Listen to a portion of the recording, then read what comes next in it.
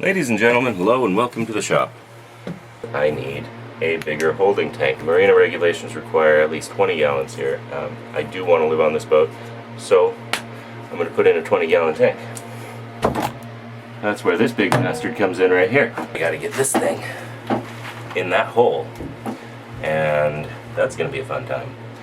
So first I got to get the old one out. I really hope there's no sewage in this thing. This is a bad idea. We're gonna not do this. Oh no, oh no, oh no, oh no. Ugh. Okay.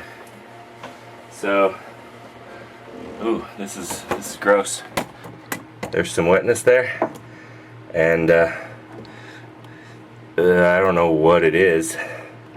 I mean, this is a sewage tank. There wasn't a toilet plumbed in before. Maybe it's just water. It doesn't stink, and it's been sitting there percolating for many, many years. So I'm just gonna pull it and see what happens. Wish me luck. Can I get this thing? Oh yeah, you're gonna come out. You're coming out. Leverage. Oh, there we go. Ugh. Success. 160 American buckaroos. You can't put this tall-wise at all. You gotta lay it down. Thusly. Maybe it's not wide enough of a space down there, so we're gonna see. I'm gonna shove it down there and then follow it in. Get in there. Alright. This is a cupboard, and it is the access for this tank. So we're gonna have our fittings on this end. I don't want them jammed up against the wall, bulkhead, whatever you call it. I want to be able to get to them. What I have to do is these old supports, which did a really good job of holding the tank up against the hull at an angle, need to be flattened. They need to be made to hold the tank at a flat angle. So I have to cut those off. Kind of a snip there and there, but I have to figure out where I need to cut them off, and then we'll go from there. So I'll be figuring that out. I'll be back.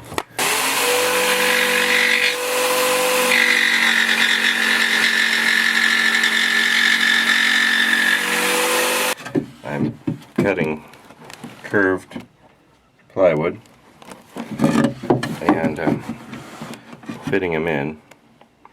As you can see, that's a pretty good fit. Now for filler and kind of a fillet material, I'm using Bondo, High Bond. Only because it says it sticks better and it dries faster. And those are two things I like. So we're going to use that to get this stuck to the hull and kind of fill in some of those gaps. I'm going to liberally apply this to the leading edge where it contacts the hull. This is going to be a adhesive slash filleting material. I think that's what it's called, a fillet. Filleting? Filling? Filler? There it is. Kind of thin on the fillet. And it goes down. Doesn't quite make it to the bottom. That's okay. I'm going to glass that in a minute. As soon as this dries up a little bit harder. Alright, there is the finished product. I went ahead and made a series of bulkheadish items, and the ends have cutouts for access.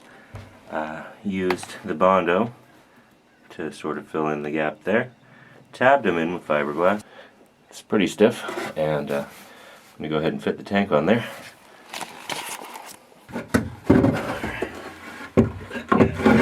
That guy will go on there, like thusly. Alright. Okay.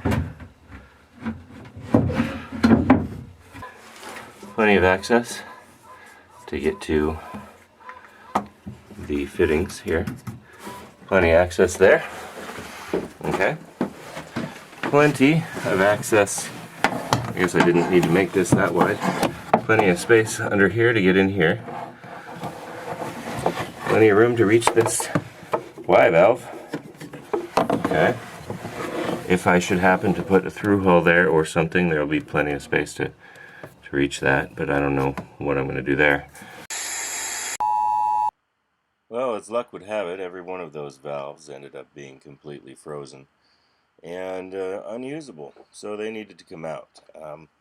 Problem was the boat had to come out for that to happen, so I needed to go to a boatyard, and the only DIY boatyard anywhere nearby is in Astoria, which is about 100 miles away. So what I had to shift to doing was getting the boat ready for the longest trip I've ever taken in her, and that took a little bit of time, and we're going to go over that in the next video.